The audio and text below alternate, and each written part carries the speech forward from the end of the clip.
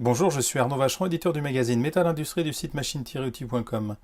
Je suis aujourd'hui avec Hervé Vallier de Sory. Ce chef d'entreprise aux multiples talents est parvenu, grâce à des arguments affûtés, à convaincre des acheteurs de rapatrier leur production de servantes d'atelier de Chine. Hervé, comment vos deux panoteuses robotisées Salvanini vous ont-elles permis de gagner ce pari industriel?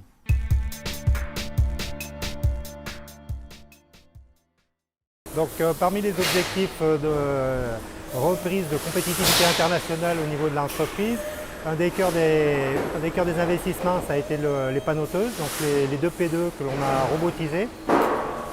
Donc on avait besoin en fait de retrouver de la compétitivité internationale pour reprendre des marchés que l'on avait perdus il y a une vingtaine d'années.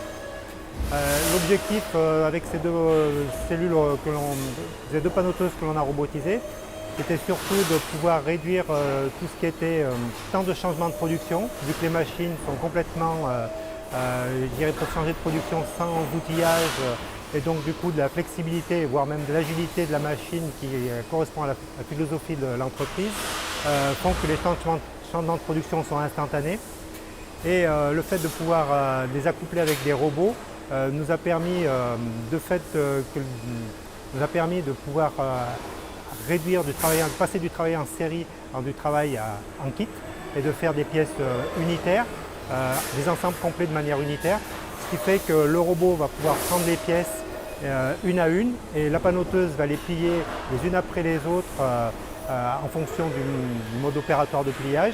Et de ce fait-là, l'opérateur qui va se retrouver en sortie va faire des opérations en temps masqué, alors qu'auparavant, sur les anciennes panoteuses, des P4 que l'on avait, l'opérateur ne faisait que récupérer les pièces et les poser dans des conteneurs et qu'elles étaient reprises par la suite. Donc du coup, ça nous a permis de faire des opérations en temps masqué et des grands gains de productivité en réduisant à la fois les encours de production et en passant de la mode de production en série en mode de production au kit.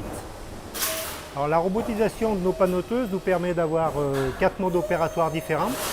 Un mode opératoire où on va travailler, deux modes opératoires où on va travailler en mixte robot-opérateur. Le robot va charger la pièce et l'opérateur va récupérer la pièce comme le fait actuellement Audrey et va faire en temps masqué des opérations de soudure. Ce qui fait que la pièce est touchée qu'une seule fois par personne et va sortir, donc va passer après directement en peinture. On peut avoir un autre mode opératoire mixte robot-opérateur qui utilise à ce moment-là le gravitaire que l'on voit là derrière. Et à ce moment-là, donc, on va faire de l'assemblage, on va faire de la production au kit.